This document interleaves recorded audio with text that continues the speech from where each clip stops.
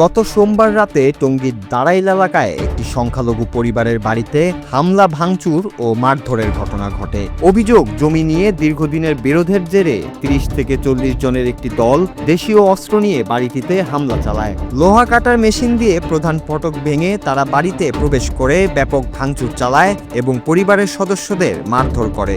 50-60 জন লোক আমাদের বাড়ির আমাদের অ্যাটাক করছে।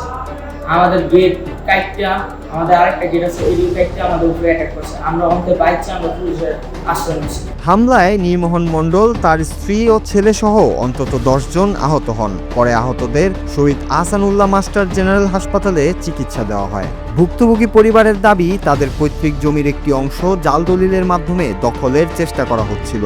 এ নিয়ে আদালতে মামলা চলমান রয়েছে। মামলা করার পর থেকেই তারা বিভিন্ন ধরনের হুমকি পেয়ে আসছিলেন।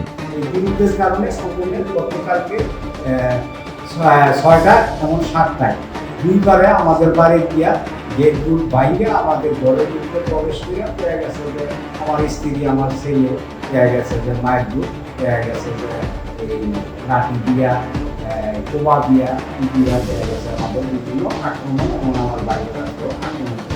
ঘটনার পর সোমবার রাতেই বিশেষ অভিযান চালিয়ে প্রধান অভিযুক্ত টঙ্গী পশ্চিম থানা তাঁতিদলের সাধারণ সম্পাদক মনোয়ার হোসেন খোকন ও তার ছেলে আশরাফুল ইসলাম অন্তর এবং হোসেন বাদশাকে গ্রেফতার করে পুলিশ।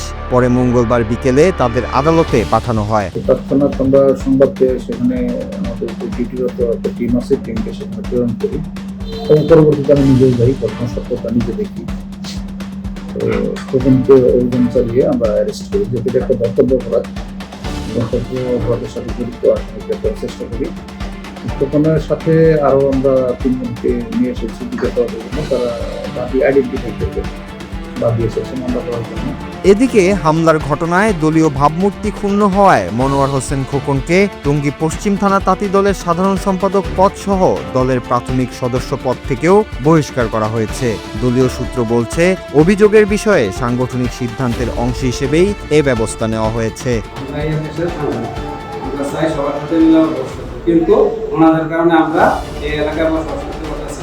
আমাদের জমি জমা নিয়ে আমাদেরকে নানান সময়ে হেনস্থ করে আসে।